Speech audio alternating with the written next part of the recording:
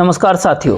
संसद का सच क्या है? कभी इस पे विचार किया है या फिर यह समझ के चलते हैं कि हमने अपने प्रतिनिधित्व को चुन लिया और भेज दिया उसे संसद, और संसद के भीतर वह हम ही से जुड़े हुए सवाल तो करेंगे, हमारी ही जिंदगी में तो ठीक करना चाहेंगे। बहुत बड़ा मुश्किल सवाल है ये। जिस संसद के भीतर सवाल लगातार उठते हो, उन सवालों से लाभ भारत देश के पैसे वालों को होता है। जिस सवाल उठाया जाता है जब, तो उन सवालों के कोई सरोकार हमारी आपकी जिंदगी से जुड़े हुए ना होते, और ना अगर होते हो तो फिर 100 में से करीब 3% ही। जी बिल्कुल, ये सच है, ये सवाल जवाब का बिल्कुल सच है। लेकिन बात इससे आगे की करें, संसद का अपना महत्व। जब सांसद और मंत्री और सरकार अगर ही ना समझे, तो फिर उसके बाद से संसद की महत्ता और संसद को लोकतंत्र के मंदिर के तौर पर स्थापित कौन करता है? संसद का सही मायनों में पूरा काला कच्चा चिट्ठा क्या कहता है?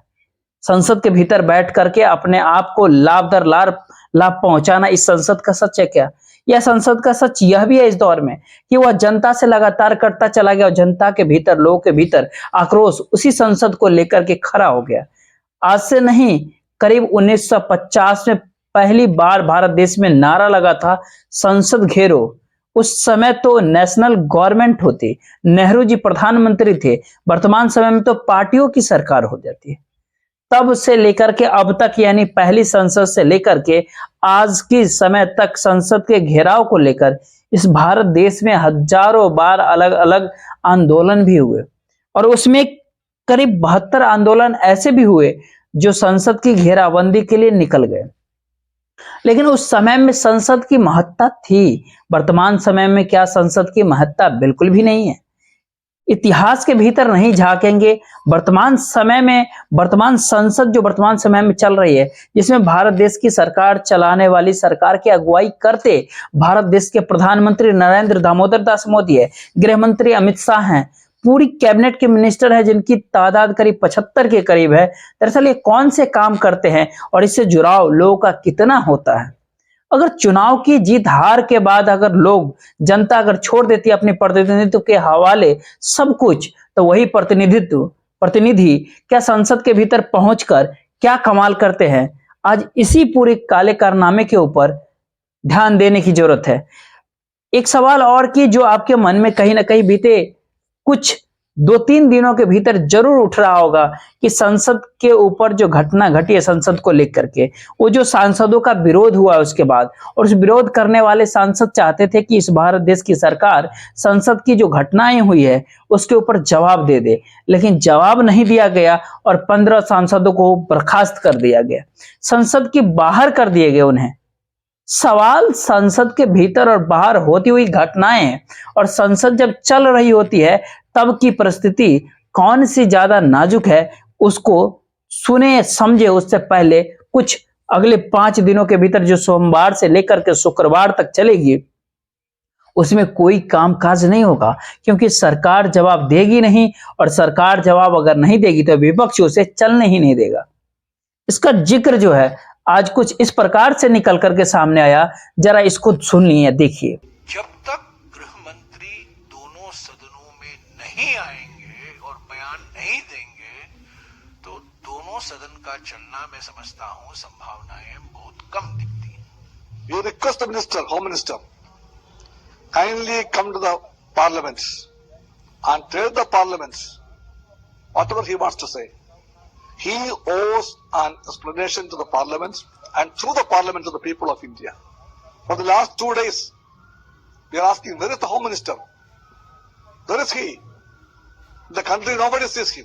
विपक्ष कुछ भी कहे, वह यह मान करके चल रहे हैं कि संसद शायद बहुत महत्वपूर्ण चीज है और संसद के भीतर सरकार को जवाब देना चाहिए, क्योंकि अगर सुरक्षा के भीतर चूक हुई है, फिर सुरक्षा का दायरा और तमाम सुरक्षा संस्थाएं तो भारत देश के गृह मंत्री के पास है, तो फिर गृह मंत्री को संसद के दोनों सदनों में आकर के जवाब तो देना ही चाहिए। लेकिन संसद की क्या हैसियत कि सरकार को यह पता है कि चुनाव जीतना ही सब कुछ होता है, तो फिर संसद के भीतर बैठे हुए जो बात कही जाए उससे ज्यादा महत्वपूर्ण बात वही बात है पत्रकार के बीच कह दिया जाए।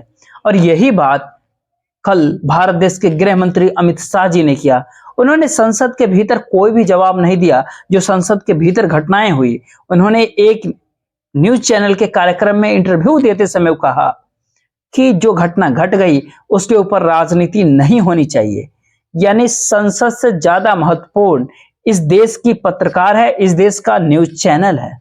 क्योंकि सुबह से लेकर के शाम तक, रात तक अगर सरकार के गुणगान न करे और सरकार के हक में ना कहे, ना बोले, तो फिर कोई मनोवैज्ञानिक कारण बचता ही नहीं है कि भारत देश की जनता कुछ हट करके सोच भी सके। क्या सोचना है, कैसे सोचना है, क्यों सोचना है, और संसद के भीतर की घटना हो या फिर सांसदों को निलंबित करने की बाद की जो परिस्थितियां हो, जो पत्रकार कहेगा वही सूचनाएं तो चलेंगे, खबर वही तो चलेंगे। तो सूचना महत्वपूर्ण है, संसद महत्वपूर्ण नहीं है।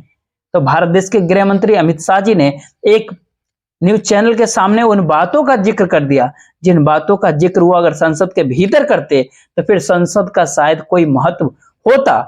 लेकिन शुरुआत में ही कहे कि लोकतंत्र के मंदिर का राग अलापते अलापते अब लोग लोकतंत्र को ही भूल गए। इस भारत देश में सिर्फ मंदिर ही अब बचा है और मंदिर की राजनीति ने सियासी राजनीतिक परवान समय समय पे कैसे ऊपर चढ़ाया और 2024 से पहले इस परवान को कैसे चढ़ाने की परिस्थिति में सरकार धीरे धीरे आ रही है। बात उस पर भी चर्चा आज नहीं, आज जिक्र तो लोकतंत्र की कर रहे हैं। लोकतंत्र के जरिए, जिस लोकतंत्र के जरिए संसद के परीक्षण की स्थिति में अगर आइएगा तो इस सत्र में जितने भी संसद के भीतर सवाल उठे उन सारे सवालों की तादाद में वह कौन सी ऐसी परिस्थिति थी जो आम लोगों से जुड़ी हुई थी। इस संसद के भीतर जितने भी कमेटियां बनी थी उन कमेटियों को लेकर के कभी कोई चर्चा इस रूप में किया गया जिससे लोगों का लाभ हो। जो भी सवाल, जो भी कमेटियां, जो भी विशेष प्रावधान जो संसद के भीतर होता है उसका सच क्या है, जरा आज उस सच को फिर से समझने का प्रयास करें। एक बात और, जब सरकार ये कहती है कि दरअसल संसद के भीतर इसीलिए विपक्ष गुस्से में है क्योंकि वह चुनाव हार गए हैं, यानी सरकार जानती है चुनाव की जीत हार ही संसद तक पहुंच जाती है, तो फिर जीत हार के लिए जो हथियार होते हैं उन हथियारों को आप उसमें तैयार कर दीजिए, आप उसमें पैनापन लाइए। इस देश की लोकतंत्र और संसद को जीवित रखने से के अलावे भी बहुत सारे काम हैं। क्या कहा सरकार, जरा देखिए। 3 राज्यों में अपनी हार के बाद विपक्ष जहां एक और उस पे आत्मचिंतन ना करके रुकावट बन रहा है सदन को चलाने के लिए, बड़ा दुर्भाग्यपूर्ण है। आप हार के कारण भी जानिए क्योंकि आप जनता के साथ जुड़े नहीं रहे और कहीं ना कहीं सदन ना चलने देना, इसका मतलब आप जनता से जुड़े मुद्दों को नहीं उठाने देना चाहते। सरकार के लिए चुनाव परिणाम बहुत मायने रखता है, वो साफ संकेत दे रहे हैं। और विपक्ष ने कहा आप संसद में आइए तो सही। जरा उसको समझने का प्रयास करते हैं कि संसद के भीतर होने वाले जो सवालों के भीतर सवाल ये नहीं कि पास किसने दिया, ये भी सवाल नहीं कि पासवर्ड अपना कौन किसको दे देता है। सवाल यह है कि जो सवाल पूछे जाते हैं उसमें 42% सवाल भारत देश के कॉरपोरेट और इंडस्ट्रियलिस्ट और बिजनेसमैन से जुड़े हुए सवाल होते हैं जो उनको लाभ पहुंचाते हैं। यह 42% सवाल एक औसत है। जो संसद सत्र चल रहा है उसके भीतर करीब करीब जो सवाल उठाए गए उसमें करीब 44% इस संसद सदन में, लेकिन ये एक औसत है 42%। इस पूरे फाइनेंशियल ईयर का, यानी इस बजट सत्र के बाद का जो एवरेज है, ये 42% सवाल कॉर्पोरेट से जुड़े इंडस्ट्रियलिस्ट और बिजनेसमैन से के हक का होता है। 18% अपने क्षेत्र विशेष को लेकर के सवाल होते हैं कि हमको ये चाहिए, ये नहीं मिला है, इसको मिलना चाहिए। 16% मंत्री की योजनाओं को लेकर के सवाल किए जाते हैं, इन योजनाओं को यहाँ बढ़ाइए, इन योजनाओं को से ये लाभ मिल सकता है, ये फायदा पहुंचाइए, इन योजनाओं के लिए मतलब तरह तरह की मुश्किलें आ रही है।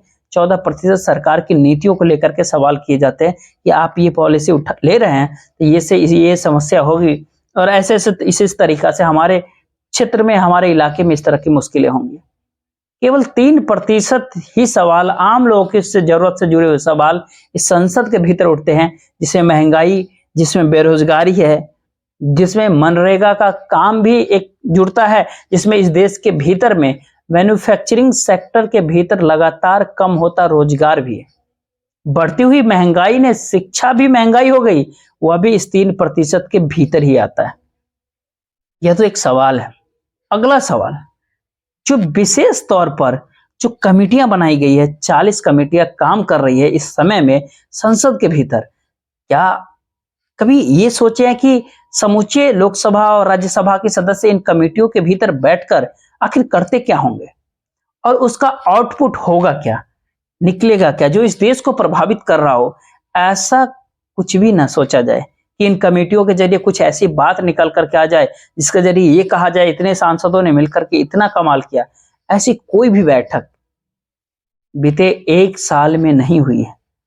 फिर आप बीते वर्ष की बात कीजिएगा तो हम 2019 की बाद की परिस्थिति में भी थोड़ा झांकिए कि भारत देश से जुड़े हुए सवालों को लेकर के कोई भी ऐसी कोई कमेटी की रिपोर्ट किसी भी मंत्रालय से जुड़ी हुई कमेटी की नहीं आई जो ये कहती कि हमने एक रिपोर्ट दिया और इस भारत देश के लोगों से जुड़ा हुआ है और इस रिपोर्ट का ये असर पड़ा। चाहे कोई भी क्षेत्र हो सकता है, स्वास्थ्य का विभाग हो सकता है, एजुकेशन विभाग हो सकता है, वो बिजनेस कॉमर्स सेक्टर हो सकता है, और ट्राइबल्स का भी सेक्टर हो सकता है, शेड्यूल ट्राइब शेड्यूल कास्ट का भी हो सकता है, कोई भी सेक्टर, कोई भी क्षेत्र हो सकता है, कोई भी एरिया हो सकता है। लेकिन किसी कमेटी ने कोई भी काम नहीं किया, कोई एक ऐसा प्रस्ताव उनके पास नहीं आया।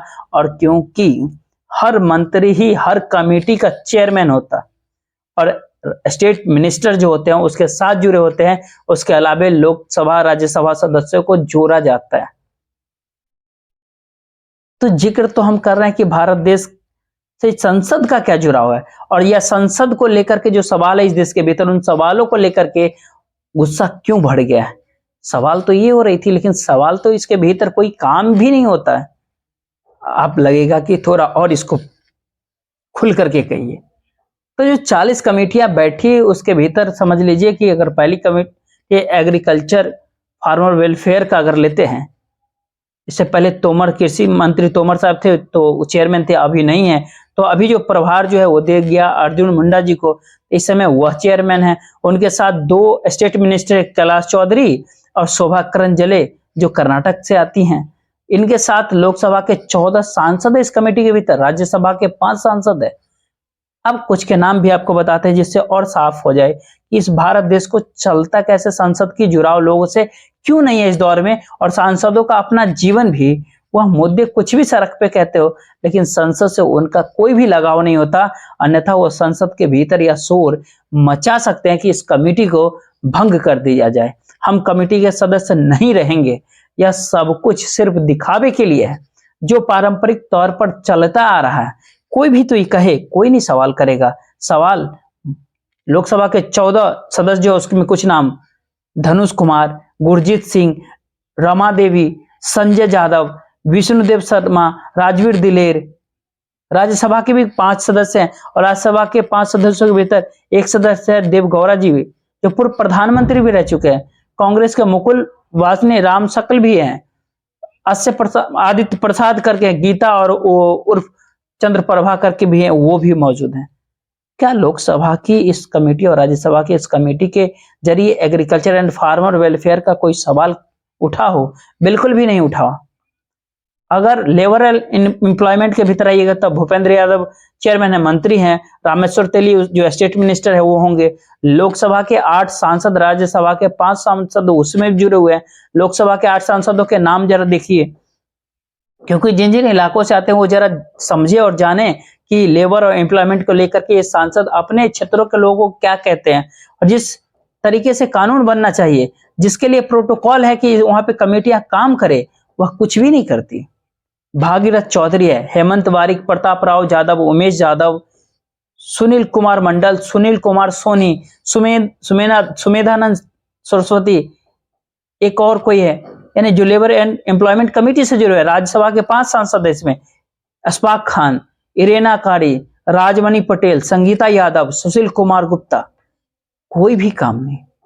एग्रीकल्चर फार्मर वेलफेयर हो गया, लेबर एम्प्लॉयमेंट हो गया। अब एक बात और जो अलग अलग तरीके से जो रेलवे का जिक्र किया जाए, क्योंकि इसमें मैक्सिमम सदस्य हैं और इसको लेकर के बहुत सारे सवाल उठते रहे हैं। वैष्णव साहब तो मंत्री हैं, तो उसके चेयरमैन हो गए, 2 स्टेट मिनिस्टर हैं जो साथ में हो गए। इसके अलावे लोकसभा के 22 सांसद हैं, राज्यसभा के 5 सांसद जुड़े हुए हैं। लेकिन कभी ये बात सुने कि इस कमेटी ने इस देश के भीतर यह सवाल किया कि रेलवे की क्या हालत हुई है?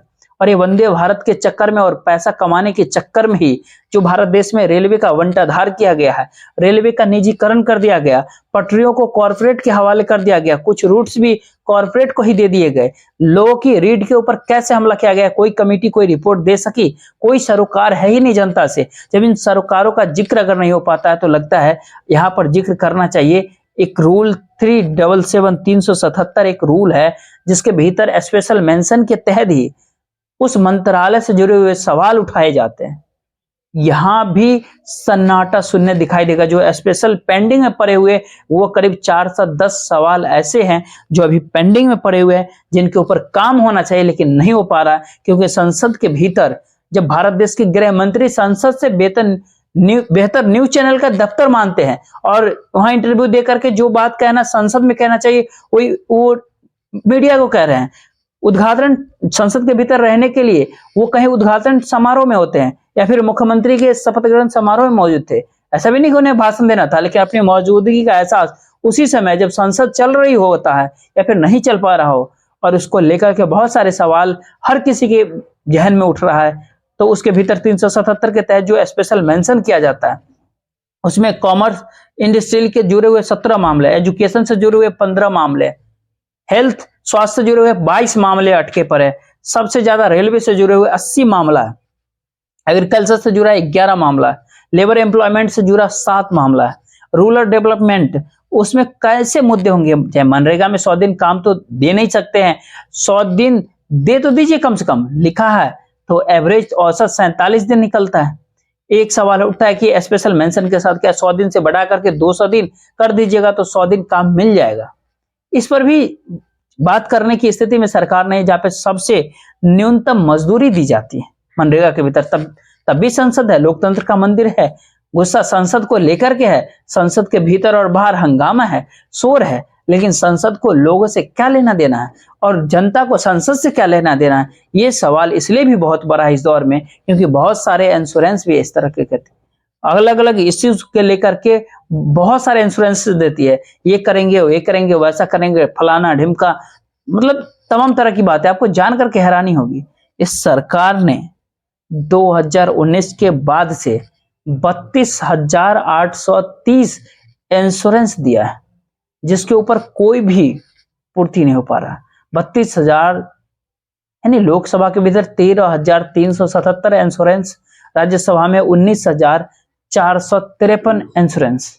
इसके भीतर जब झांकिएगा तो सवाल फिर वही कि जो किसान आंदोलनरत है, आंदोलन की दिशा में आगे बढ़ रहे हैं, जो किसानों के हक का सवाल है, चाहे वह उनकी न्यूनतम आय का सवाल हो या फिर दुगुनी आय करने का जो दावा सरकार की थी उससे जुड़े हुए सवाल हो या उससे जुड़े हुए भी कोई आश्वासन सरकार अगर देती है, लेकिन सब इंश्योरेंस लिस्ट में ही डाल दिए गया होगा तो पूरा कर दिया जाएगा। उससे जुड़े हुए 863 इंश्योरेंस सरकार दे चुकी है, जिसमें लोकसभा के भीतर 509 इंश्योरेंस और राज्यसभा के भीतर 354। एजुकेशन के क्षेत्र में जो यूनिवर्सिटीज की हालत है, जो वीसीज की हालत है, जो इस देश के प्रोफेसर्स की हालत है, जो भर्ती नहीं हो रही है, जो एजुकेशन का जो संकट है, 1,742 इंश्योरेंस सरकार ने दिया, जिसमें लोकसभा के भीतर 1,032 इंश्योरेंस है, राज्यसभा में 710 इंश्योरेंस। पूर्ति कहीं भी नहीं हो पा रही। स्वास्थ्य और फैमिली वेलफेयर से जुड़े हुए मामले में जिसपे सरकार ने इंश्योरेंस दिया 1,353 मामलों पर, लोकसभा के भीतर 828 मामला और राज्यसभा के भीतर 525 इंश्योरेंस दिए गए। इतना ही नहीं, भारत देश के भीतर में जो ट्राइबल अफेयर्स का जो मामला है उसमें भी आदिवासियों को लेकर के सरकार ने 272 इंश्योरेंस अलग अलग क्षेत्रों में अलग अलग तरीके से दे दिए। सवाल इतना ही नहीं कि इस देश की राष्ट्रपति आदिवासी महिला है, सवाल ये है कि आदिवासियों के लिए जो मुश्किल हालात है वह सवाल जब संसद के भीतर अगर आए तो फिर सरकार ने एक भरोसा दे दिया, हम इसको पूरा करेंगे, हम आपको इंश्योरेंस देते हैं, लेकिन फिर उसको ठंडे बस्ते में डाल दिया गया। इंश्योरेंस की मतलब काफी तरह की देखते रहिए।